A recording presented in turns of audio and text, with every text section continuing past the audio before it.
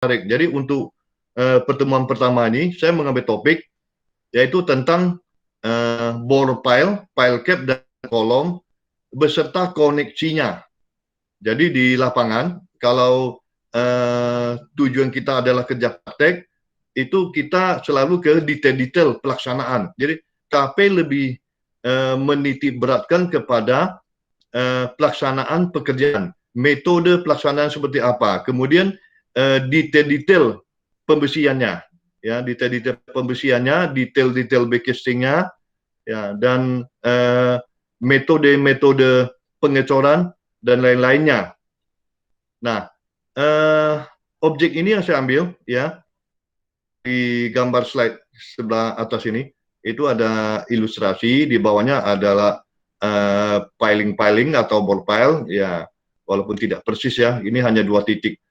Di gedung ini kan 2 titik, 1 titik, sedang ini kan jumlahnya banyak ini. Kemudian di atasnya namanya pile cap, ya di atas pile cap itu kolom. Jadi koneksinya seperti apa? Di gambar sebelah kiri bawah itu nampak bore pile sama lantai kerjanya. Ini ada lantai kerja sudah diatur, kemudian dia gunakan backcasting batu bata. Kalau yang ini ya, nanti mungkin ya dari mahasiswa yang KP di sana menggunakan backcasting apa nantinya. Nah, ini bore pile-nya dipecah, nampak tulang-tulang bore pile. Nah, saya mengambil satu detail dari gambar yang diberikan mahasiswa kemarin. Ini salah satu detailnya. Nah, di detail ini di sini ada diminta tugas dikerjakan oleh mahasiswa. Jadi yang tadi saya sampaikan pertama sekali, tugas ini bisa nanti dijadikan tinjauan khusus, nanti pilih aja masing-masing mahasiswa apakah yang satu mau tinjauannya bore pile, apakah satu pile cap, apakah satu kolom ya untuk objek ini. Jadi boleh dipilih salah satu, dan nanti di pertemuan berikutnya tugas ini akan kita diskusikan. Bagi yang belum mendapatkan jawaban boleh kita diskusikan. Nah, tugas-tugas ini ya yang saya buat 1 sampai 7 di sini ada 7 poin. Ini otomatisnya sebagian besar akan terjawab oleh penjelasan saya berikutnya, ya, oleh penjelasan. Dan mungkin setelah 10 slide ini kita adakan diskusi, ya, diskusi juga. Boleh silakan bertanya masalah yang diminta kepada mahasiswa. Nah, poin pertama diminta kepada mahasiswa drawing koneksi pile cap dengan bore pile lengkap dengan dimensi dan pembersihannya. Jadi pile cap, kalau ini gambar pile cap-nya belum nampak, ya. Koneksi pile cap dengan bore pile itu seperti apa koneksinya? Tulangan bore pile itu berapa panjang masuk ke dalam pile cap, ya. Jadi untuk membahas masalah KP, kita tidak akan membahas di sini, perlu saya sampaikan, kita tidak akan membahas human error. Human error, wah ini konsultannya salah, kontraktornya salah, tidak. Kita tidak boleh membahas masalah human error. Jadi yang kita bahas adalah masalah ilmunya. Kalau ada yang tidak jelas, kita perjelas di sini. Jadi ini ada detail-detail, ada syarat-syaratnya. Nah, dan pile cap-nya berapa kali berapa besarnya, ya. Jadi misalkan ini contohnya ada di sini, ya, contoh. Nah, ini koneksi di gambar yang ini jelas ada koneksinya. Ini masuk, ya, tulangan bore pile masuk ke dalam. Ini tulangan kolom dari atas, yang tulangan pile cap seperti ini dimensinya ada 90 cm. Kemudian di sini ada, ya, ada beton yang dicor untuk menahan bore pile. Ada nampak lantai kerjanya, pasir uruk juga nampak, ini denahnya juga nampak. Seperti ini yang saya minta. Jadi kalau seandainya gambarnya tidak jelas, mahasiswa kan sudah ikuti kerja praktek, ya, dikerjakan seperti apa. Mungkin tadi dari salah satu mahasiswa, Irian tadi mengatakan bahwa di gambar tidak persis sama. Jadi yang sekarang dilaksanakan seperti apa, ya itu. Kemudian butir kedua di sini minta kondisi pile cap dengan bore pile kapan bisa dikatakan peletakan jepit atau sendi. Jadi peletakan jepit atau sendi tergantung tiang bore pile yang masuk ke dalam pile cap itu berapa tebal. Nanti dicari referensinya kapan bisa dikatakan dia jepit, atau dalam kondisi sekarang yang ada di proyek ini termasuk peletakan apa. Yang ketiga, jelaskan tulangan transversal yang digunakan, diameternya dan spasi di area potongan satu dan di luar potongan satu. Ini potongan satu, tulangan transversal itu berupa spiral ya. Di proyek ini saya lihat ini berupa spiral. Spiral itu menggunakan diameter berapa, kemudian jarak spiral ini yang transversal ini berapa, ini di potongan satu. Kemudian potongan satu sejauh berapa, ya, berapa sentimeter atau berapa meter atau berapa puluh sentimeter, dan di luar potongan satu ini nampaknya kan sudah jarang, ya, spiralnya sudah jarang. Itu jaraknya berapa? Itu yang diminta kepada mahasiswa untuk membuat detailnya. Jadi kerja praktek ini lebih dititik beratkan kepada swing. Jadi mahasiswa sudah mampu, sudah bisa membuat shop drawing di tempat kerja praktek mahasiswa. Jadi sudah adakan praktek selama 2 bulan, gambar sudah ada, sudah ikuti pelaksanaan, tampilkanlah shop drawing. Kalau bisa menampilkan shop drawing, berarti mahasiswa sudah memahami sebagian besar kerja prakteknya. Yang keempat lagi ya, 4 diminta berapa persen luas tulangan longitudinal AST, luas tulangan terhadap luas penampang bore pile. Nah, jadi ini yang diminta tulangan longitudinal, atau dengan kata lainnya tulangan pokok. Ini jumlahnya di sini 16 batang, diameter 13. Ini berapa luasnya, luas penampangnya? Berapa luasnya? Ya. Kemudian kalau dibandingkan dengan luas beton penampang bore pile, itu berapa persen? Tentu ada syarat minimumnya. Syarat minimumnya yang kondisi yang ada berapa sekarang, syarat minimumnya berapa, ya itu dicari referensinya di mana ambilnya, ya. Nah, di sini dikatakan bahwa di item keempat, apakah memenuhi persyaratan minimum, itu pertanyaannya. Dan yang kelima, jelaskan mutu beton dan baja pile cap dan bore pile. Nah, jelaskan mutu betonnya berapa. Jadi mutu beton itu dapat dilihat di gambar, atau ini saya ambil dari RAB. Jadi kemarin karena filenya belum sampai di saya di hard copy-nya. Ya, hard copy-nya. Ya, ini dia. Ini mutu bore pile kan sudah terjawab. K350. Kedalaman bore pile itu 20 meter. Kemudian ini mutu pile cap 275 K-nya. Ya, pile cap betonnya K275. Nah, mutu baja tulangan beton itu belum kelihatan. Nah, itu yang sudah terjawab, sudah dapat jawabannya, yang belum dicari. Nah, yang ke-6 ya.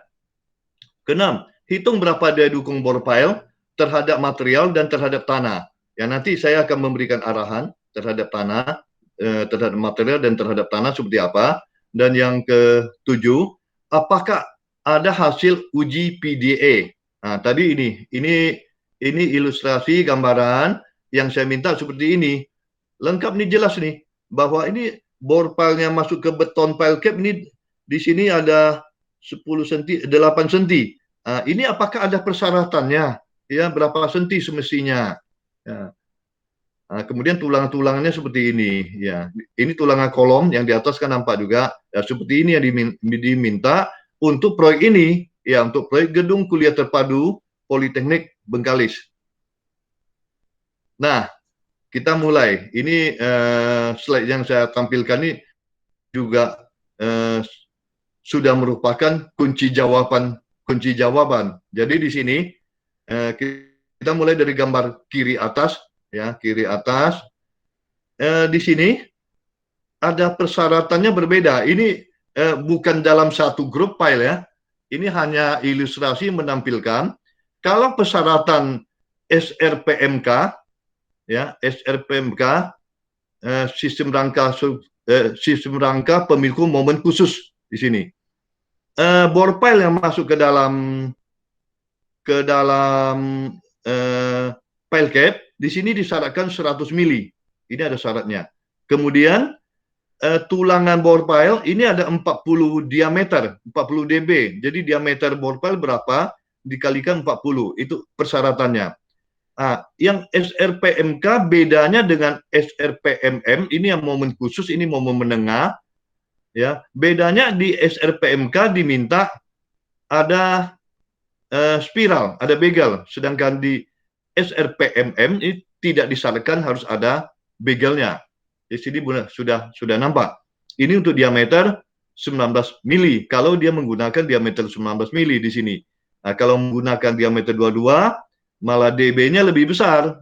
Jadi bedanya di sini 50 dB, ya, yang di sini 40 dB diameternya, panjang penjangkaran yang masuk ke dalam pile cap.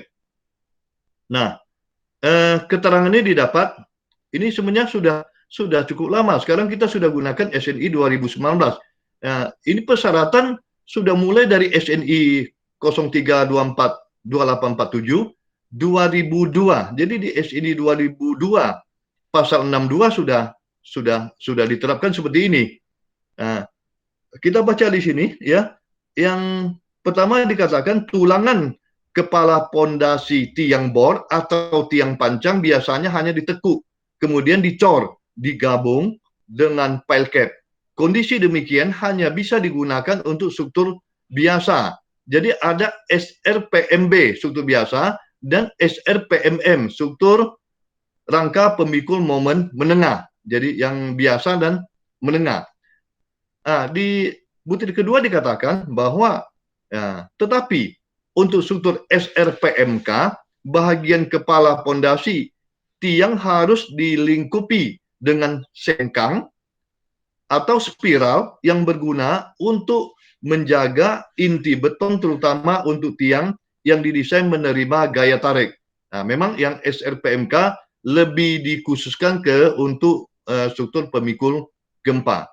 Nah, tetapi dalam praktik sehari-hari, ya, termasuk ini jarang digunakan menggunakan spiral seperti ini dalam praktik sehari-hari.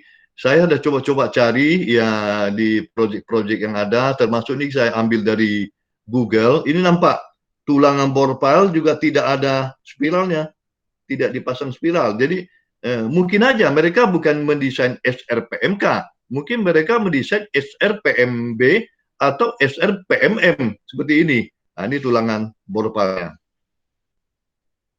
Nah, tadi di bagian ada yang diminta menghitung daya dukung, ya di sini butir ke berapa di sini menghitung daya dukung butir ke-6. Ya, ini butir ke-6, hitung berapa daya dukung bore pile terhadap material dan tanah. Terhadap material dan tanah ada dua dia minta, jadi kita wajib mengetik terhadap material dan tanah. Pertama, terhadap material, saya dapat referensi di sini, ya referensi bahwa daya dukung izinnya untuk concrete pile. Jadi ini concrete pile, bore pile termasuk yang ini, ya, termasuk tiang beton. Ini ada steel pile, tiang baja. Ini tiang press-rest, ya. Jadi kalau yang concrete pile, ini kiolnya 0,25 kali FCU kali AC, itu luasannya.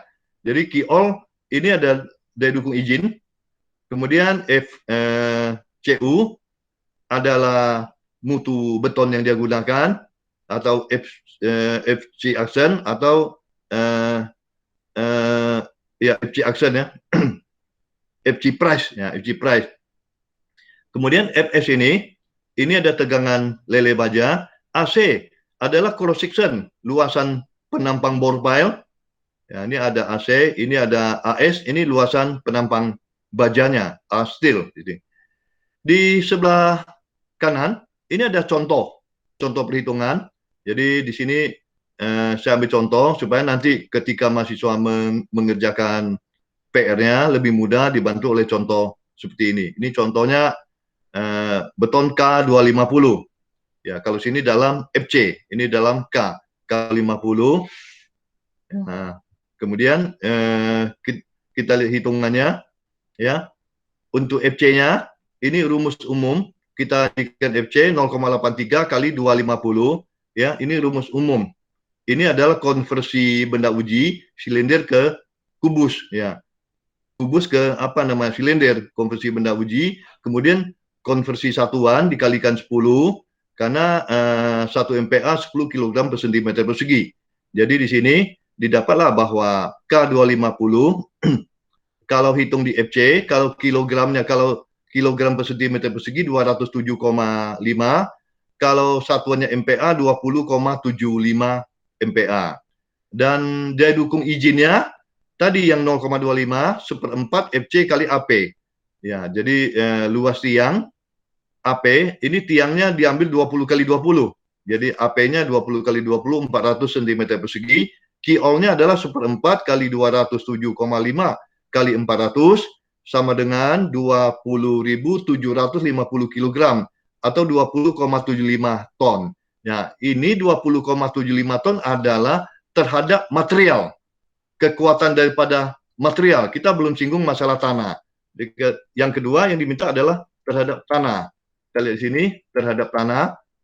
Nah, ini sondir di Bengkalis ini memang luar biasa, ya, luar biasa. Kenapa luar biasa? Ini sampai kedalaman 20. Jadi kedalaman 20. Kenapa kedalaman 20? Saya baca di RAB. Di RAB ini ada H20 meter. Jadi mungkin yang dimasuk H20 meter itu kedalamannya 20 meter. Ini masih sangat kecil. QC-nya baru 12. Jadi grafik aja yang besar nih. Kalau grafiknya tidak dia perbesar, mungkin kecil sekali. Nampak di sebelah sini, kecil sekali. Ya, kalau kayak gini kecil sekali. Ya, sehingga nampak suatu grafik sondir yang kurang normal, ya, yang tidak umum. Mungkin karena tanahnya sangat lunak sekali. Nah, kalau grafik sondir yang umum, ya nampak seperti di kanan, ya, di kanan bawah ini grafik secara umum. Ini malah ada yang datar aja seperti ini. Nah, gunakan aja. Walaupun formulanya banyak, saya minta cuma gunakan formula ini aja. Bahwa ini bukan Kiul, ya, mungkin salah ketik, ya, saya ambil dari Google. Ini Kiol, izin, Kiol. Karena sudah ada sertifikatornya. Sertifikator di sini 3 dan 5. Nah, apakah 3 dan 5 kalau untuk yang sangat jelek? Untuk yang sangat jelek, dari referensi buku Sarjono, nanti buku Tiang Pancang Sarjono bisa dibaca, dia menyarankan 5 dengan 7. Jadi boleh diganti 5 dengan 7 atau ada juga 5 dan 10. Ya, tergantung kondisi tanah sangat lunak atau tanah sedang dan lain-lainnya. Ya, kalau ini untuk tanah yang umum, tanah yang biasa, kalau sangat lunak saya pun tidak merekom menggunakan subtifaktor 3 dan 5. Kita bisa gunakan 5 sekurang-kurangnya 5 dan 7. Ya. Kemudian yang ini key izin, kapasitas izin, bukan ultimate ini, ya. Key all, kemudian NK konusnya, nilai konus, yang nilai konus kalau dibaca di sini nih. Nilai konus sampai di ujung yang tahanan ujung. Jadi yang formula pertama ini tahanan ujung, ini baru 12 kg per cm persegi. Nah, kemudian JHP-nya jumlah hambatan lekat di sini, jumlah hambatan lekat ini kali keliling tiang. Jadi yang NK tadi nilai QC dikali luas tiang bor, ini keliling JHP, jumlah hambatan lekat kali keliling tiang. Ini saya ambil dari data sondir, nanti baca. Jadi mahasiswa yang sudah kerja praktik diwajibkan harus bisa membaca data sondir. Ini saya ambil, ya, jumlah hambatan lekat pada kedalaman 20 meter adalah 714,667 kg per senti. Nah, tinggal memasukkan data-data ke formula ini dengan subtifaktor tadi sasaran ke-57 dan dihitung berapa daya dukungnya. Ya, dan tadi ada daya dukung terhadap material, kemudian daya dukung terhadap tanah. Yang diambil yang mana pertanyaannya? Jawabannya adalah yang diambil yang kecil, ya, yang diambil yang kecil. Nah, untuk yang berikutnya tadi adalah kita melihat koneksi antara bore pile dengan pile cap.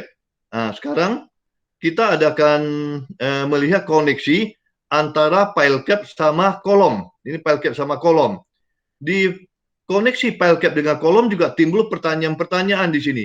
Ya, pertanyaan-pertanyaannya, satu, buat shop drawing koneksi file cap dan kolom lengkap dengan dimensi dan detail pembesian. Ya, karena ini silakan, ini masih kerja kelompok, bisa bagi-bagi tugas ya.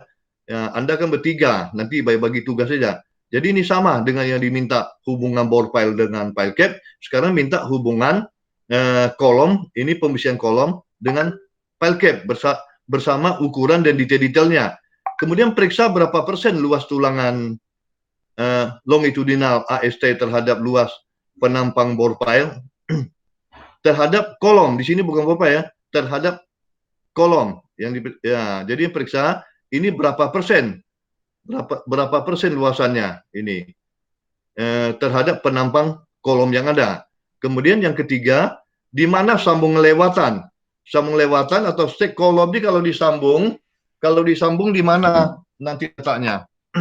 Ya, ini keempat, sajikan gambar tulangan transversal kolom. Ini ya, transversal bagel atau singkangnya. Nanti disajikan. Kita lihat lagi penjelasannya. Nah, di sini ada penjelasan. Ini saya ambil lagi ya untuk yang SRPMK. SRPMK di sini ada tulangan kolom. Pertama saya mau jelaskan tulangan kolom. Tulangan kolom mesti menghadap ke dalam. Ya, menghadap ke dalam. Ini juga menghadap ke dalam. Yang untuk SRPMK ini malah disyaratkan adanya bagel yang tulangan transversalnya. Nah, setidaknya kolom harus masuk ke dalam besi kolom, masuk ke dalam file cap ada 700 mili, 70 cm. Ya, di sini yang SRPMM bedanya tidak ada bagel. Memang pelaksanaan seperti ini cukup rumit, apalagi kalau jumlah tulangnya banyak. Itu juga sulit dilaksanakan, sehingga dalam praktik sehari-hari kita akan nampak di gambar ini di kanan bawah yang seharusnya kalau ini SRPMK atau SRPMM dia hadap ke dalam, tapi kalau kita tidak terbayang kalau kolomnya pembesian sebanyak ini begitu rapat dia hadap ke dalam, ini sudah berantakan nanti ya, sudah tidak akan tertampung. Kemudian kita ingin tahu alasannya apa? Kenapa dia minta hadap ke dalam? Di sini kita baca keterangannya. Satu, untuk sambungan kolom ke pondasi sangat dianjurkan untuk menggunakan panjang penyaluran tulangan berkait 900, di mana kaitan ditekuk ke arah dalam dengan maksud untuk menjaga inti beton. Sekali lagi saya ulangi, dengan maksud untuk menjaga inti beton di dalam keliling tulangan longitudinal kolom. Untuk menahan beban gempa yang bola-balik, maka menjaga inti beton sangatlah penting, karena jika inti beton menjadi rusak, maka kekuatan juga akan berkurang. Nah, ini alasannya, ya, alasannya seperti ini. Kemudian di butir kedua, menurut SRPMK mengharuskan agar sengkang kolom bahagian bawah diteruskan sampai ke dalam pondasi. Hal ini karena SRPMK mempunyai tingkat duktilitas yang lebih tinggi daripada SRPMM. Jadi yang dimaksud tadi sengkang-sengkang ini diteruskan ke dalam file cap, sehingga dimaksud agar kolom mampu mengembangkan duktilitas yang dimilikinya dengan maksimal. Untuk struktur SRPMM SNI 03247 2002 tidak mencantumkan ketentuan penerusan sengkang. Jadi di SRPMM apalagi SRPMB itu tidak disyaratkan, ya, tidak disyaratkan. Kemudian tadi yang sambungan lewatan, ya, sambungan lewatan seperti ini, nanti coba dipantau, diamati di lapangan seperti apa? Apakah sambungan lewatannya seperti di luar daripada L0, ya? Ini ada area L0-nya, apakah di luar atau di tengah-tengah, ya, ada yang di tengah-tengah. Kemudian tulangan transversalnya ini bagel-bagelnya, yang di sepanjang L0 dia rapat, yang di luar L0 dia jarang. Kemudian di daerah sambung lewatan dia rapat lagi. Ini ada syarat-syaratnya. Nah, ini teoritis yang kita dapat ya untuk SRPMK, tapi di lapangan belum tentu SRPMK. Jadi nampak untuk N0 kenapa dia minta rapat ya? Kalau ini tidak memenuhi persyaratan, dia tidak akan bisa menahan gempa, sehingga kalau datang gempa yang cukup besar, nampak di gambar sebelah kanan atas ini kegagalan akibat tulangan transversal di area L0 ini kurang, nampak nih hancur, ya ini hancur. Dan dari foto ini kita juga nampak bahwa tulangan begelnya atau transversalnya jarang sekali, ya. Nah, dan ini SNI 2847, saya kutip yang 2013 untuk SRPMK dia sarankan di tengah, di tulisannya walaupun kabur, ya. Nah, ini tulisannya diperjelas di sini bahwa sambungan mekanis harus memenuhi pasal 1827 dan sambungan las pasal 1828. Sambungan lewatan diizinkan hanya daerah tengah tinggi kolom dan harus didesain sebagai sambungan lewatan tarik dan harus dilingkupi tulangan transversal. Ya, ini dia. Kemudian untuk kolom tadi, ini dia persyaratannya tadi di pertanyaan butir berapa, ditanya berapa persen itu tulangan kolom, ada syaratnya. Jadi di pasal 1874 bahwa tulangan kolom ini AST ini AST tidak boleh kecil dari 0,01 atau tidak boleh kecil dari 1% daripada A gross. Jadi AG sini adalah luas penampang betonnya, beton kolom. Di sini 500 kali 500 untuk contoh. Ya, nanti disesuaikan dengan proyek gedung terpadu ini, ya, berapa kolom yang ada, kemudian pembesian yang ada berapa, dan tidak boleh kurang daripada 6% atau 0,06 AG. Nanti dicek di kerja praktek, kolom yang ada sekarang itu berapa persen. Kemudian apakah di dalam proyek ini menggunakan ikat silang. Ini ya ikat silang namanya. Jadi ikat silang itu juga bahagian daripada tulangan geser. Ini sengkang tertutup, ya, sengkang tertutup, dan ini ikat silang. Ya, biasanya dipasang pada daerah sendi plastis yang dikatakan L0 tadi. Dan persyaratan juga ada, ya, kalau SRPMK bahwa kolom itu penampangnya tidak boleh kecil dari 300 mili. Itu untuk penampang yang kecilnya. Kalau penampang 4 persegi panjang, ada yang lebar, ada yang panjang. Untuk lebarnya ya yang bahagian kecil daripada sisi kolom tidak boleh kecil dari 300 mili. Kemudian ada persyaratan lagi bahwa rasio dimensi penampang terkecil terhadap dimensi tegak lurusnya itu tidak kurang dari 0,4.